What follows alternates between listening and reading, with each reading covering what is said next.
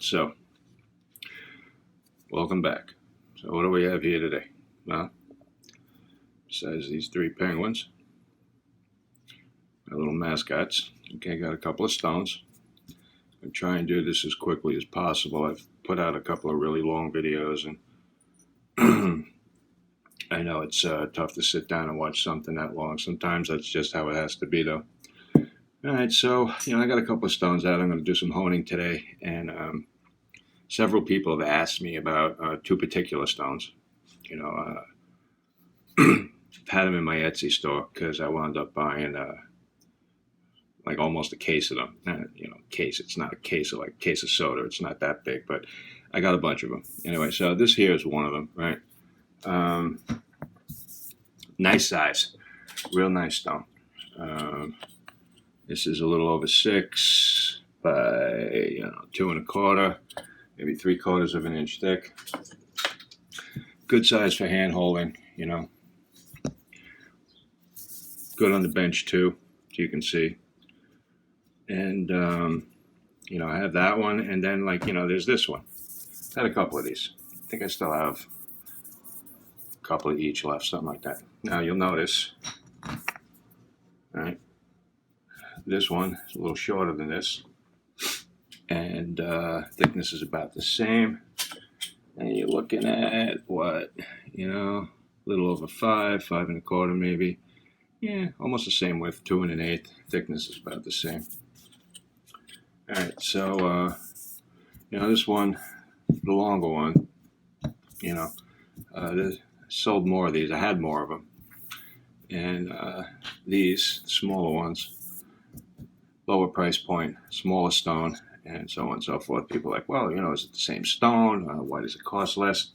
It's kind of hard to put numbers on the stones and make it like a formula. It just doesn't work like that, really. All right, they cost what they cost. Depends on who your vendor is or who you're getting them from. I don't really use a vendor, actually. I say vendor in a sense it's the person I'm getting it from, and they cost what they cost. It is what it is. Guy says, I got 6 of these and it costs XYZ, blah blah blah, and that translates into one aspect of it, then the shipping and his handling, so on and so forth. I put them in the store, try and keep the prices down. Not everybody wants to go for a $500 or $600 stone. This one has some skin on the back. Some of them do, some of them don't. I lap them. I chamfer the edge, and then I seal them, bottom and sides, Sell them like this. I also put them up, with an Agura set. And when I can, I mark them down. I put it on sale and, give everybody a shot at it. I do this as much for fun as I do for anything else. I like to handle stones, and being able to try a bunch of these is great. Same thing here. Bottom's not sealed on most of these. Sides are sealed. Top is lapped, chamfered. Occasionally these smaller ones might have a line like you see here. If the line is soft, it's innocuous. Everything's tested, for real. Not like I looked at it and determined that it was okay by, through experience or osmosis or some other bullshit. When I got these, they're all heavily oxidized. I mean, heavily oxidized.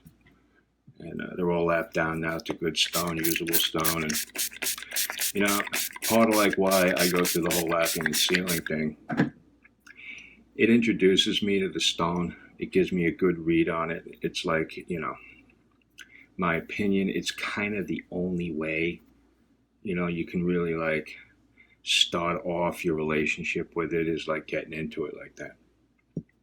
I encourage everyone who buys a stone, to lap it. I lap it, but get it home, test it, take your straight edge, check for clearance, this direction, here and here also, not just one place.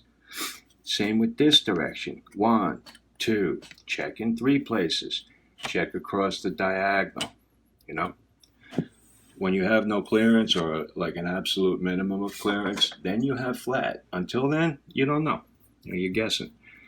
Stones take on water. The tops can undulate a little bit, and you really do need a flat stone to work on. I know there's some buzz on the internet, curved stones, because it has that scoop to it.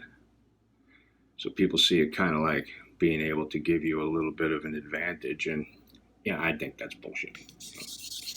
I think you see a curved stone, it's because someone didn't maintain it. But that's for me.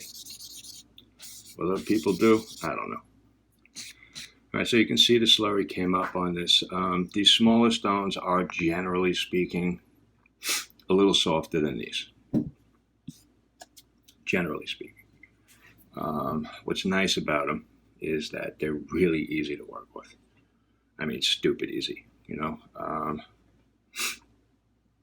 The harder ones require a lot more touch and a lot more focus and practice. These, it's just easy peasy, 1, 2, 3, man. Now, differences in edges, people are like, oh, I gotta have that lightsaber, I gotta tell you, not everybody wants that edge. I do. I still shave off these stones because I like having choice. I like things to be different. When I go out to eat, I don't order the same thing all the time. And if you do, and that's your thing, that's fine. Me, I like variety. I like having something different to do it too, because approach is always a little different. Now the feeling on this stone, kind of like that melted chocolate bar feeling. Really sexy feeling, You see me doing like a little bit of a circle thing, but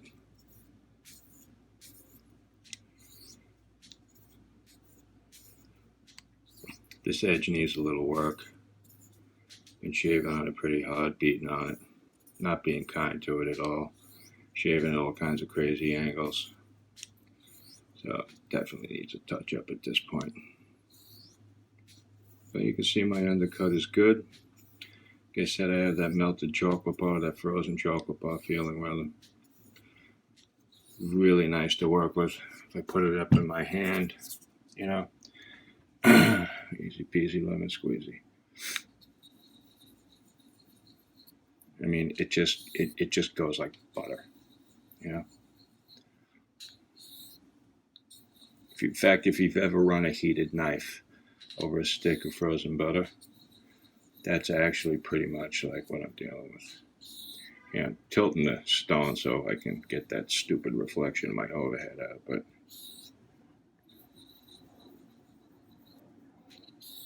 now you see my slurry is a little thicker than I'm happy about. And the stones, it will thicken up faster than you might think. They're a little thirsty. They will take on some water. And just reduce my pressure a little bit.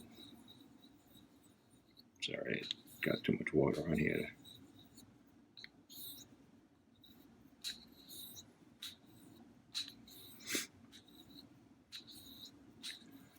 All right, so like this is touched up now.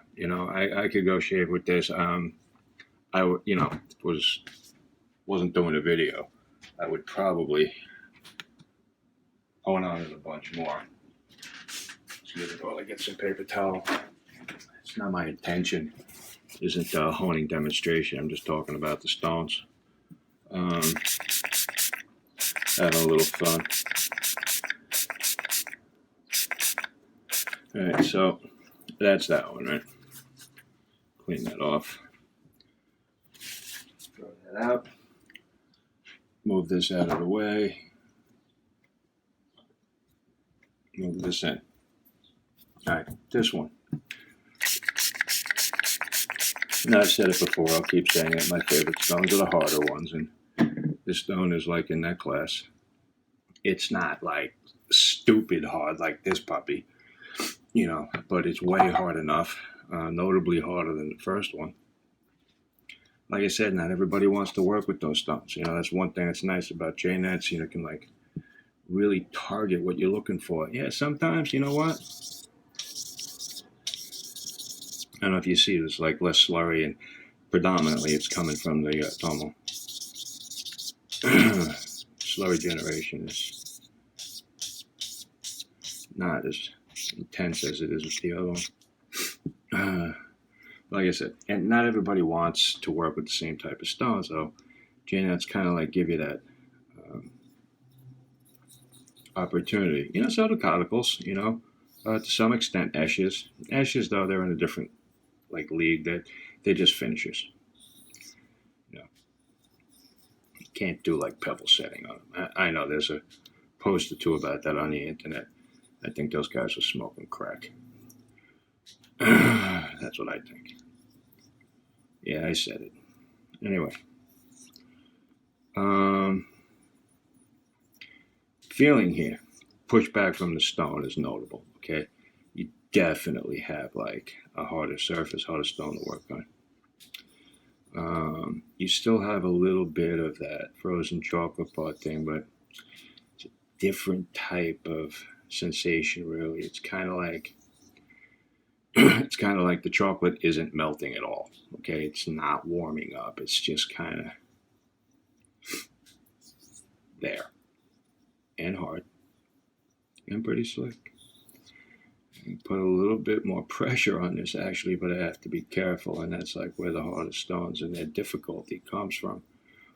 Because if you push too hard, you're going to drive the apex of your edge in a way that is non-conducive to coming up with a refined, keen, sharp, smooth finish. At best, you wind up with a very harsh edge. At worst, you just kill it, and the secret is in the pressure and reading the feedback. Now, you notice I'm not really paying attention with this kami, so far as ratio goes. Kind of going by feel. Bevel's already been set. Edge has already been honed. Like I said, it was shaving great. Just started to it had lost that fresh, crisp, off the stone feel. And I live for that. That's my thing. A lot of guys think, but for me, it's I kind of really dig that feeling.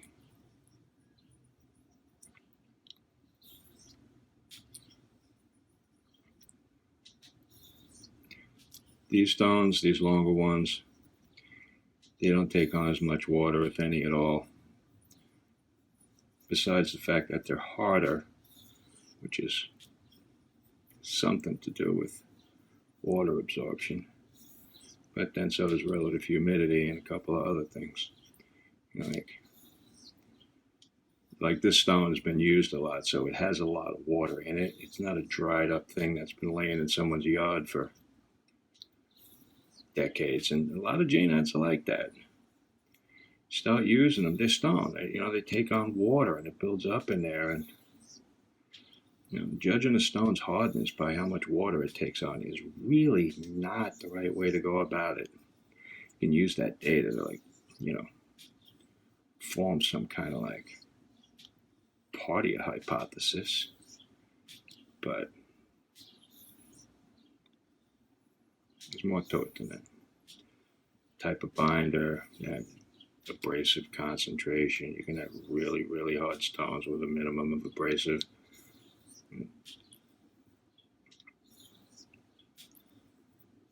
I call them doorstops. And people hone on them, and they what they're doing is they're honing on their tomo. And a lot of them say they like it, but I don't know. I've honed on those stones, and I'd rather hone on one of these. And this is top flight stone. If this was full size, it would be big money. I was lucky. I got a bunch of a decent price. They're not cheap. They're not really expensive, but they're not really cheap. You know, um, But if I had to choose between the two, I don't know. It would depend on what I'm going to do. If I'm going upstate and I'm just traveling, the smaller one with the easy peasy approach, I might throw that in the kit because I don't have to think. I can basically I could probably hone while I'm in the shower. Um, Overall, hands down, heart of stone, I'm going to go with that. But I like having choices, so I have like a range of stones that I can choose from. I hone by mood. The end results are always good. Not always looking for the same exact result. Anybody honing that way, that person and I are not going to get along. We're just not. I don't see it that way. Got this little guy out too. He's a nice domo. He's kind of big though. And what's nice about this puppy? Yeah, let me get a key to.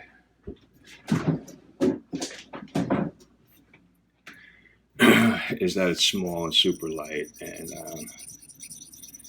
might seem expensive for a Tomo, but when you think of it as being multifaceted, big enough to hone on, all of a sudden, boom, you have like your little travel setup all taken care of. So let me move this out of the way. Driving me nuts. All right, I can come in here.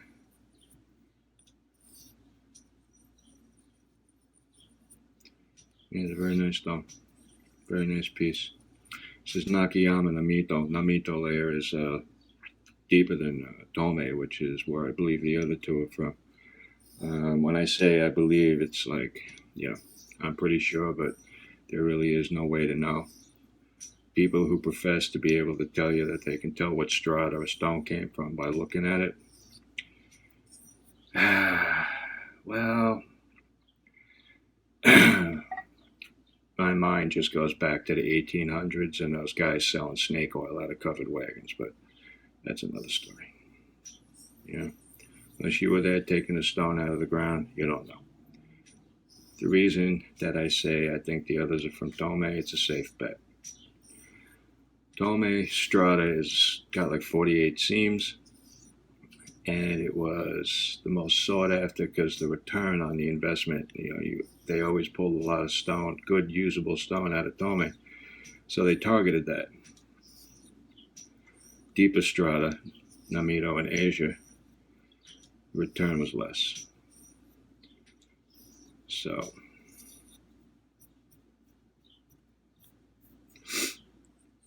yeah,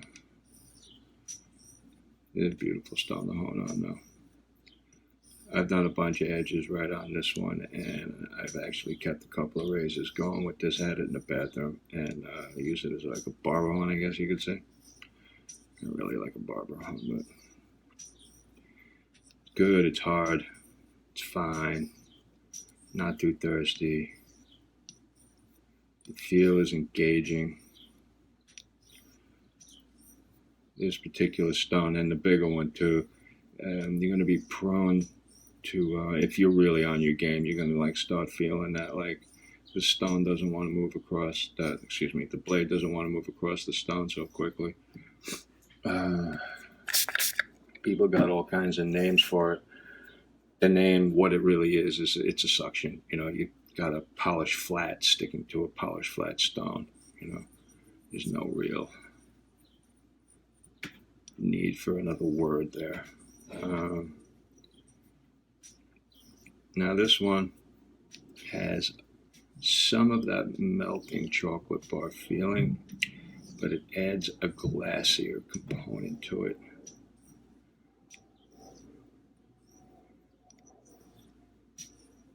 Feel is incredible, very, very smooth. None of these that I have had out here today have any grittiness to the feel. And the grittiness, I kind of like it because it's loud feedback and there's no mistake. None when you're done. You just know. It's like a neon sign, So it's like a good kind of gritty. It's not like a sandy gritty or anything like that, because that wouldn't be a good stone. There's all different types of feedback. And there's all subjective ways to interpret it and explain it. So it gets, to be difficult for, it gets to be a bit difficult for, someone in my position to kind of explain stuff. I try to do the best I can. And, judging by the feedback I get from people, I seem to be doing a pretty good job. But I'll be the first one to tell you that anybody's description is probably sane and sound and totally valid, as long as they understand it. But I can only explain things in my way, So that's a couple of stones I had out here. I got this one right. Not going to hone on this because I've had my fun with it already. And this one's in the Etsy shop too. Actually, none of the others are actually in the shop. There's, representatives of that collection in there, but those 3 are not yet there. This one is, it's numbered. Now, people ask, this is my stamp, okay? This says Tomo Nagura. And this number is just a number, okay? I'm not trying to, emulate anything. It is what it is. It's just my signature on my stuff, and thought it was fun, and I thought it was cool, and it's going to help me keep track of stuff. The numbers do not go in series. They go up, they go down. I just set whatever number I want. It just gives me a visual on the photo. It helps me number my images and so on and so forth. It's not intended to, be used as like I'm copying. I'm not copying anything, right? For example, here, this one, right? I just got this. Actually, I just want to show it up. Nakayama Hatahoshi is from Hatanaka Toishi. Now you see this one has a number on the bottom. They did that for a reason. I'm not really sure what the reason is. All right. And it doesn't really matter, but it's there. Now my number kind of looks like that. Kind of doesn't, right? Maybe they were using this to do inventory. This is their company seal. There are other stamps in there too. Killer stone, personal piece, not for sale, never. I'll be buried with it. Means too much to me, but I'm only showing it because of the stamp thing. Yes, so there's a resemblance between what I'm doing and what's been done over the years and ages and whatever. But, it is what it is. Anyway, that's my stamp, that's my number. So I guess that's kind of it, except for one more thing. And hopefully if a good number of people have actually watched this all the way through, then we'll get some kind of return on it. Okay, so what I'm going to do, this is, like I said, it's one of the slightly softer ones, smaller ones, I believe this to be Okudo, Sahi, probably Tome, Strata, whatever. Nice stone, good user, easy to learn with, great for a beginner, really good for anyone who needs a travel hone or a backup stone or just wants a slightly softer piece to work with before a super hard finisher. Do note that I'm not calling it a pre-finisher. I hate that term, okay? Anyway, so I have this stone here, and I'm going to give it away, all right? Couple of reasons. One, I got a bunch of them, and I sell them, but, whatever, I can give one away sometimes. And I know it's a lot of fun to enter into a drawing or whatever, and, you win something, you feel good, so on and so forth. And that's kind of what, honing and, the wet shaving community is supposed to be about. There's just too much of that bullshit drama, it just, called Facebook mentality, whatever, closed groups. I think closed groups are fine, but I just find that a lot of them, it's just like incestuous, infighting, like non-productive, whatever. There are a lot of great guys out there, this guy Mark, and I don't want to get into names, but, a lot of really cool cats with a lot of good info and, a lot of straightforward talk. At the same time, social media is peppered with a lot of, dysfunction. So here's a little bit of combat to throw at that mess. All right, I'm going to give this puppy away.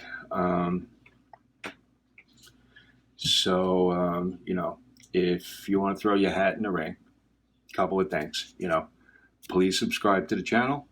Please like the video and leave a comment below. And in the comment, let me know that you're interested. It's open to United States, North America, whatever, anything, anywhere UPS goes, priority for whatever the $6 shipping fee is. I'll ship it debt free. If you live outside those confines, like Canada, Mexico, anybody, over in Europe, fine, you're in too, but you got to kick in on the shipping, okay?